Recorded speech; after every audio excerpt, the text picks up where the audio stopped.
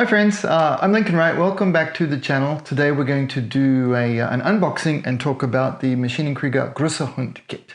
I'm going to do it in two sections for you. The first one I'll take you through and show you what you get inside the box. And then the second one, empowered by last week's video, I understand that quite a few of you like my background information for the kits. So I'll do a little talk, and I'm prepared today. I've actually made notes. Okay, unboxing of the Demokratische Republik Großer Hund P.H.J 101.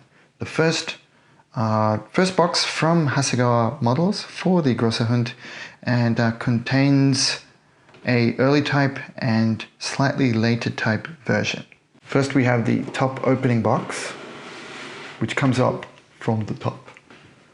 Inside too, there's some really nifty stuff on the sides, etc. I'll show you this while I have it off. The different versions that they've been building upon over the years for the Maschinen Krieger property. Different versions of, what would I say, this is part of the lore. And these are the different groups, companies that the SDR, that Strahl Democratic Republic that I mentioned, that the units belong to. And over time, they have assigned these unit markings to them. Very, very nifty. Now this side has more backstory and lore, both in English and Japanese. And I'm just going to pop the top back on so everything doesn't drop out. I mean, this was an expensive one because look, they've printed every side. There's also more story there. I think part of it is for the AI unit and part of it is just the Maschinen Krieger lore. More here. And as well as a couple of the early units. Now this is one of the first ones that was ever seen. The very basic paint scheme in sand, beige and white. That's one for you there, Tweets. And this one, Kerberos version, which is also very, very nifty with the pumpkin. Now coming back to what we actually get in the box, we have of course the runners, the sprues, the actual kit. The wonderful water slide sheet. Gosh, they're nice. Much as I seem to have a bit of an affinity for the IMA suits, the Strahl markings are very, very cool always. I mean, I flip-flop between sides. Paint card. This is the version that appears on the box top. Very nifty. Along with a couple more here. Gosh, that's the snow camo looks so cool. But I'm also enamored with this one. Check it out. The airbrush type applied soft edge camo in dots like that. How nifty is this? And last but not least, the instruction pamphlet. For those of you familiar with building Gunpla, I'd put the complexity around the MG kit level in terms of the number of parts. However, it's a seam fest. So it would be more like building, say, an MG kit from the early 2000s, because a lot of the parts have a seam line running right down through the middle. Plus, there's quite a few places where we will need to adjust with drilling holes and adding cables, etc. It's reasonably complex. Not a hard kit, but for most of you, I'd say it's about the medium, the high intermediate level, medium level of kit. But as long as you take your time going through it, I'm sure none of us will have real problems with it. In studying the instruction manual, I wanted to point out just a couple of things. This one clearly shows that we can make it with an early type or late type head covering. And here we can see that it includes covers that go on parts of the joints to also show the difference between an uncovered early type and a covered joint late type. Okay, now here is that infamous black plastic. I probably owe you, me, Yokoyama-san, everybody, a bit of an apology here because it popped up in the meeting. It came up, hey Link, what do you think we should do for the plastic color? Because when these kits are made, they can be any color at all. You get to choose, there's no extra cost. Yokoyama-san fielded it to me. As you guys know, if you watch my content, I do like working from a dark base. I'll often go from a dark shadow color, a rust color, or black. So I went with black. I said, hey, why don't we go with black? That way we can zoom into the painting a bit faster and it will look very brooding, dark and cool. So it's kind of my fault, but also they all said yes. It was one of those meetings at a table. Everyone else went, uh-huh, and it happened. So I actually have had a few friends comment over the years who knew the story and say, wow, Link, that's really hard to work on. I do know I made I've put together an Oscar with this very dark plastic, and I do understand the pain. It's quite difficult to see the details. But once we get a primer coat onto it, it's all fixed, it's all done. I'm forgiven. I forgive myself. And that's what these self-help gurus tell us, don't they? First we have to love and forgive ourselves, and then we can move on. Did I get away with it? Have you forgiven me? Anyway, I am sorry. If you have a funny horror story about working on the dark plastic, please vent about it in the comments below and we can all laugh together. Okay, but what do we really get in the box? We've got these really cool extra details. Man, I can never get enough of these rivet heads. Smoke, steam discharges, very, very cool. The PC parts, yes. The hull. And this is, I've seen it up close a bunch of times, of course, and but I'm always impressed to see how big it is. It's cool. Now here are all these halves that I was mentioning before. There's a lot of parts that, Hasegawa doesn't have the tech to be doing it all in slide molds, maybe the budget as well. So a lot of seam lines to be done on this one. So, I mean, they're hidden. I have seen a bunch of you do this, and that's why I'm actually sharing this kit now, is that I think it's a really good choice for your Maschinen Krieger competition entry. But lovely kits. Now this one only has the one Panzerfaust on each side, so it's the early variant, which I think had a simplistic beauty of its own. It's very, very cool. Lots of beautiful organic curves. Actually, there we are. You can see my wife and I filming this. Ready? I'll wave. Hey guys. That's going to be one of those, whoa, we actually did that in the video moments, isn't it? I like how this looks in the plastic. Actually, I'm sorry that it was a pain in the bum to work on, but man, it does look sexy and cool though, doesn't it? See, Yokoyama-san was saying at the time that he didn't like the grey plastic. He says, nah, like, no kidding. He said, nah, the grey plastic stuff reminds me of what I think a dead body must look like. I don't like it. And so we went with something different. So there are all the leg units. All of these seam line right down through the middle. So a little bit tough to make, but you know, if I can do it, you can do it. I'm not a great builder, so we're all in this together. We can do it. Okay, that's what you get inside the box. Now, I wanted to share more. The video that's up last week, what is Ma.K, what is Maschinen Krieger, has been unusually... my channel's not big, so that amount of views for that type of topic in a week is pretty successful in terms, and especially in terms of the feedback, the quality of the comments and the kind of things you've written back to me. Thank you, sincerely, thank you very much. I'm so happy that my ramble is of service to you. I mean, really, I had been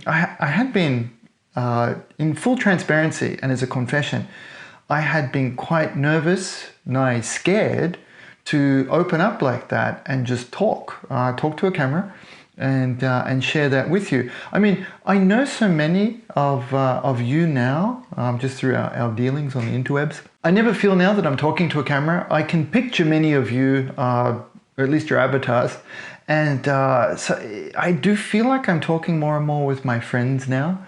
But thank you so much. The wonderful feedback you gave me there has empowered me to want to share more with you and to enjoy it too. So that's really cool. So I thought, rather than just the physical, here's what you get in the box type of video, which I know pretty well, I thought, hey, why don't I share a bit of cool story that is unique from my little bubble perspective of the Maschinen Krieger world, and having lived with the property for so long. So let's do some of that. I hope this is of interest to you. So, and this show is meant to be a ramble. I don't script it because I want this to be I want this to feel a conversation between you and I, so that as if we're sitting at your workbench or we're enjoying a cup of coffee, a beer, for example, if you like that. I'm not allowed to enjoy beer anymore. My wife had the dog. That's why I say that with the disclaimer. But she lets me drink coffee. So they're not scripted per se. So, but I do fully write out what I want to talk about beautifully, well, as beautiful as I can do, in the morning first. So that's on the website, paintonplastic.com. If you need concise, coherent words that make sense, go to my blog, go to my website. If you want the babble, impassioned version that I can deliver to you like this is for you. The first thing I want to talk about is I really understand your feeling when you come into Maschinen Krieger. There's always this feeling of loss, isn't there, that you missed out. It's like ultimate FOMO kind of thing, because you come in, you see what's available now, what you can buy right now, and you see all this other stuff. You know, you see the Großer Hund, Oscars, Nixie, all these cool kits, right? And you're like, man, I missed all of that. Why was I so slow to stumble into this? Well, you're not alone. You and I are exactly the same, but that was me in 2008. And no, I'm not doing the regular boomer, oh, when I was young, things were worse kind of deal. But that's a pretty good voice. I'm going to use that one again. It's not that. Things really are much, much better now. And with my help, you can enjoy it just like I am now. It takes a bit of time in getting into the rhythm of how it works. So 2008, I get the Ma.K modeling book #1 by Yokoyama-san. I highly recommend it. He's got a #2 out now as well. Both very much worth picking up. The first one, I think it was maybe the second article, features the Nixie that I just showed you. At the time, it was called the Nixie kit. And it was to take, I think it's a mashed up PKA and a Flieger, because it's got the front window. And it was a resin kit produced by Ihara-san, Drunk Dog Studio. And it was that one together with, and I was pretty interested in that one, but this was there. And it was a resin kit by Kato-san called the Großer Hund. And no, when I first saw it, I had no idea how to pronounce what that letter, I don't know what that letter is called, I'm so sorry. But I do know it's from Germanic languages, but I know it's pronounced Großer Hund. And please tell me how badly I have mispronounced that in the comments, because we always get a kick out of that. I try my best, but you know, I'm Aussie, I speak Japanese, so my pronunciation's gonna be all over the place. This kit was there and it blew my mind. Sorry, the resin version of this, the Kato-san. Actually, it's this version. Actually, it's not this version. It's the version before this. It's this version that was in the book. And then I helped sell this version. Okay, now I've got it right. So that design just blew my mind. Plus, it was painted with a particularly sexy camouflage pattern that I immediately then tried to homage. My first attempt at it was pretty good. I think I'm due a second or third attempt now, and it'll be pretty good. But you'll see what I mean. I'll share it, and I'll go, it was this one, and then we can geek out about it. It was pretty cool. So I loved it. I realized it was only a resin kit. I had no idea what a resin kit was, but I knew I had to have it. So I go to WonFes Festival, 2008 summer, and I've got no clue. I'm some noob stumbling around. You know, I eventually stumble into the correct section, the area. Because I don't know anyone, I can't ask anyone. There's no guides on the interwebs then. It was all pretty, it's a very different sort of world, right? I stumble into the area that has M.A.K, M.A.K, in English, sold out sign. So I knew I was in the right area. But I swear, I thought it must mean, it must be something endemic. It must be something to do with the Maschinen Krieger property. Everything was sold out because I think I got there maybe lunchtime, which is just far too late for WonFes. You got to be in there for the Buffalo Dash first thing in the morning. Actually, truth be known, you got to be in there for the dealer dash, where we dealers all kind of illegally passed kits around under the table and made like, yeah, I'll save you one. I'll fix you up. And that was just how that's just how it works. I mean, it's probably the same in other events around the world. I don't imagine it's not. But that was that world. I totally missed out and went home with my tail between my legs thinking, man, this stuff's really hard. How am I going to get these holy grail kits? So to me, the rainbow egg resin kit, holy grail kit, I just so desperately wanted one, but I was completely out of luck.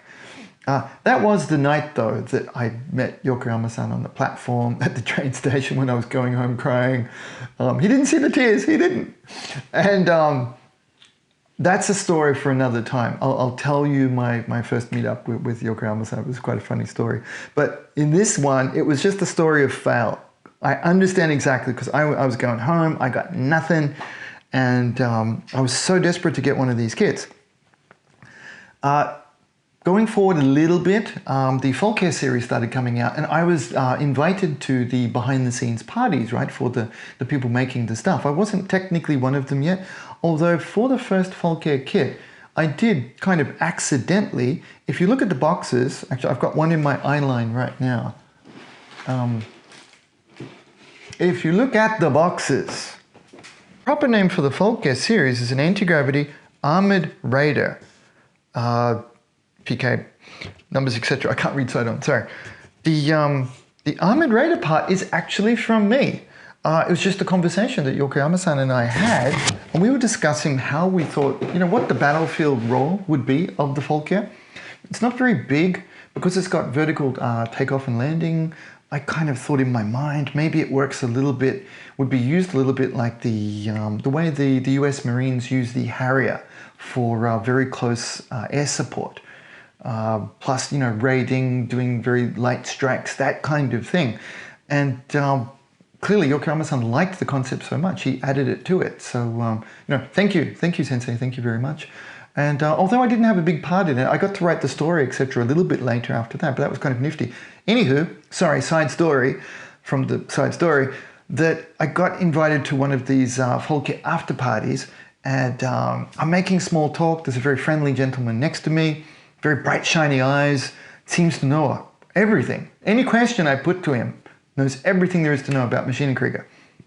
And I asked Yokoyama-san, I'm like, I'm really sorry to ask this, but you know, I'm not in any clubs or anything. How would I ever get one of the resin kits for this, the rainbow egg one? He goes, yeah, you probably just need to ask Kato-san. I'm like, could you point out which one's Kato-san? He goes, the guy you've been talking to all night, that guy sitting next to you. Because it was, I think Yokoyama-san, Kato-san, and me were at that table. And he goes, yeah, you asked that dude that you've been making friends with, which was quite funny. Oh man, I'm pretty sure that was his birthday party. Now that I'm running the tape back in my mind, I can see it. I'm pretty sure that was the Yokoyama-san birthday party celebration for the Folk Care release, because it was like in a very like a live house who had a big screen, and they were playing Battle of Britain, the original movie Battle of Britain was playing on the screen behind us. And he was, the other Japanese folks there, of course, didn't know what it was, but I'm a big fan of that movie. So we had a huge time, you know, enjoying, laughing at, you know, and getting really into it, you know, the dogfight scenes and everything. And me being, you know, especially my name, etc., I come from quite an Anglo background. So he, of course, places me with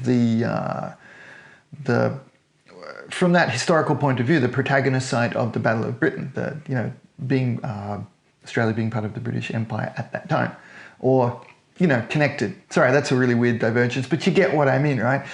From a Japanese point of view, I'm the next best thing, maybe. That could have been a way they were looking at it. But likewise, all of us could be. They're very cool and open about it. It was just that I'm a big airplane fan, love the Spitfires and the Hurricanes, so that was a big thing for us. So he points out Kato-san and I had hit it off. I mean, we all like the same stuff, right? So it's pretty easy to make friends, especially face-to-face. Face-to-face is always so much better than the interwebs, because the interwebs, it puts hurdles and keyboards and kind of difficult things in front of us. At a social event, I'm sure we'd all be best friends, even those people who annoy us on social media, Facebook, those kinds of things. I'm sure we'd all be best buds if we could only meet in person. That's why especially with recent things happening, social media is tough, isn't it? Anyway, what can I do? That's not my purview to fix that one, is it? So I get into, I'm talking with Kato-san. Now, at this time, I've got a foot in both communities, right? I'm meeting with the Japanese community regularly, face to face. So I'm more friendly based on that previous babble. I'm more friendly with them because I'm meeting them. We're talking, we've got the visual cues, our relationships developing. I speak Japanese like near fluent, but with beer at a pub, perfect fluency in my own mind, perfectly fluent. And I'm somewhat entertaining in Japanese. So I was getting on really super well with them. They're a lovely crowd. They're really awesome people. Plus, I had some exposure and contact with nice folks on the Maschinen Krieger forum, which I'd mentioned before. So, you know, my little cogs are turning. If you listen closely, Stuart, one of my mates, Stuart mentioned that if you listen carefully, you can hear my brain thinking, my brain working, the cogs turning. Ready? The mesh part of the hat, Stuart. I'm sure you can hear it even better. I thought I can help both sides out. Kato-san, how about I offer to sell your kits, in particular that the Großer Hund one, to the international community? And he's like, wow, I didn't know who to trust. I mean, I'm sure they're all fine people, but they had also had some issues already with pirating of garage kits. I mean, and it's still a huge problem. But they're more available now, so hopefully that's leading towards fixing the problem. So I knew the people running the forum, and they're legitimate. So I said, well, we can advertise it there, and it went absolutely gangbusters. I remember the kit was about $220 US plus, I don't know, it was like $30-40 for shipping, and I offered that up as a free service to the community. And we sold like loads. It was multiple shipments. Every time he'd run out, he would do another run. So if some of you still have those kits or you bought a kit from me, I would love to hear from you. Just shout out in the comments as well. Hey, Link, I bought one of those kits, because that's just an awesome memory. And actually, I did it with a bunch of his kits too. The big, my German pronunciation might be off, Konisei Krete, the very large king Croat. I remember doing a bunch of them. So for quite a few years there, I did a lot of that free service. I just charged no money. People kept, some people threw me a few extra bucks, which was really nice of them, but I was just happy to do it for the community and bridge that gap. And 10 years later, well, it's more now, it's like 12 years later, this is still part of that. I'm more than happy to give to the community. I mean, why not, right? It's all for fun. So that one was super awesome. That happened then, and that set the template basically for all of those companies now. They now sell directly to you, which is just fantastic, isn't it? Rainbow Egg sells directly internationally. Love Garden, Saito-san, as well as tonerico.com. So that's a really good one too for legit kits. Check him out. Quickly on with the story. We had international sales. Then Hasegawa-san had jumped in with the Volker. They did the Lunar Diver and Wave. So I'm friends with both, work with both parties. And all of a sudden, Hasegawa-san, the models, they came out with talking about producing this as a kit, which was quite a deviation from their method of operation up until that time, because they'd been doing flyers, spaceships, things that both parties had kind of informally agreed was more their purview. I don't know if that's the correct use of that word, but you know what I mean, right? Waves making the suits and robots, and Hasegawa was going to make the flyers, the spaceships, and that kind of thing. Lunar Diver sales weren't great because it's complicated, it's difficult. Volker's gangbusters and continues to be a top seller for them. Lunar Diver doesn't sell as well because it's a very difficult build. I think it's a very complex design too, so it suffers from maybe, a few things like lack of examples being shown, fear of the kit, but it does seem to be picking up. I've noticed a bunch of you have begun building them for your competition, so thank you very much. And the Lunar Dive actually is one of my more favorite ones. However, Hasegawa decides to go with this. Let's just say, you didn't hear it from me, but Wave was a little miffed by this. They're like, that's kind of our territory, brah. What are you making the robot-y ones for? Of course, this became a little bit more more exaggerated when they also decided to jump onto the Mark 44 series as well.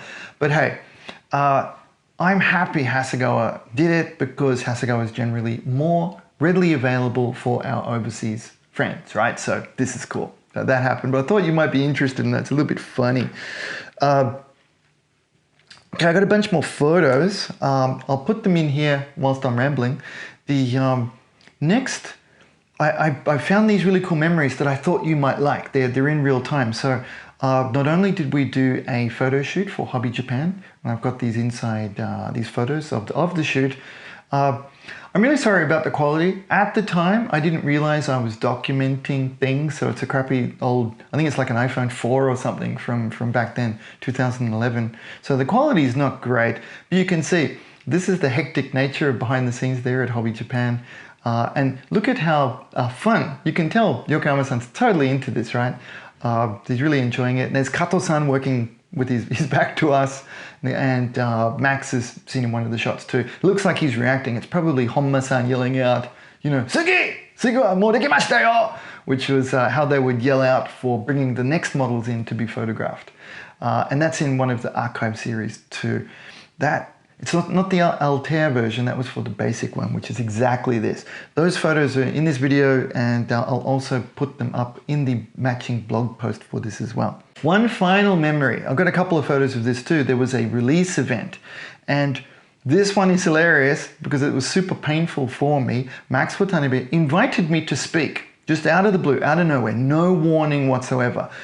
It wasn't a big event, it was like really hardcore people just in Tokyo there, so maybe 50, maybe 80 people. It was quite packed and crowded, but it's not a large venue. And just out of nowhere, Max says, okay, would you like to speak to us next, Lincoln?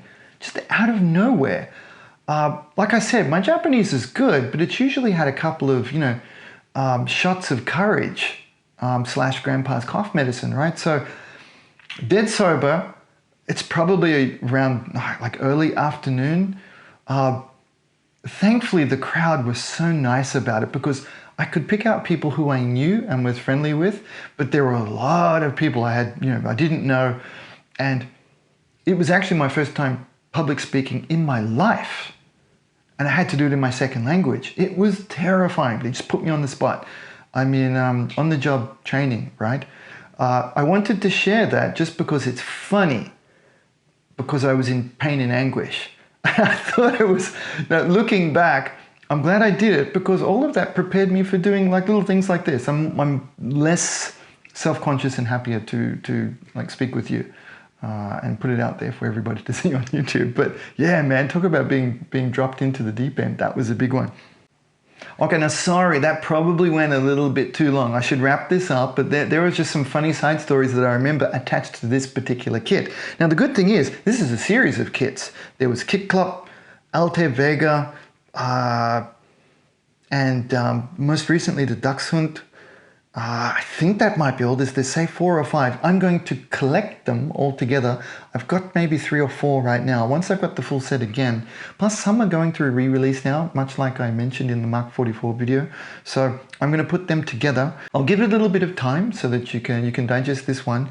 And I'll be moving away from Maschinen Krieger for a brief time just to work on some other stuff. But when I come back, and once I've collated all of the versions for you, I'll go through and point out what are the different versions, and I'll be doing a build-up of each one of them too, to kind of share that with you. I hope you look forward to that. Okay, wrapping that up, I also wanted to do a shout out and say thank you so much to the new people who joined in donating to my Paint on Plastic Patreon for supporting the creation of these videos. Thank you. That was a nice surprise, and a handful of people joined. And got together with the existing Paint on Plastic Patreon community who make all of this happen. I say it often, but I really mean it. I could not make these videos without your support. You make this happen, you really do. I haven't ever considered selling out to Big Nipper, one of our gags, and doing paid promotion for content, because I want to own the content so I can just tell my version and the truth. I don't want to have to couch it in terms of shilling some product, right? So that's why when I show you things, it's what I do. It's what I love. I only use things I like because I've got that opportunity and position now. I only need to use the stuff I really like. And I love making this stuff, and I wanted to share that with you. So thanks a bunch, guys. Sorry I went a bit long, but more soon. Thanks always. Bye.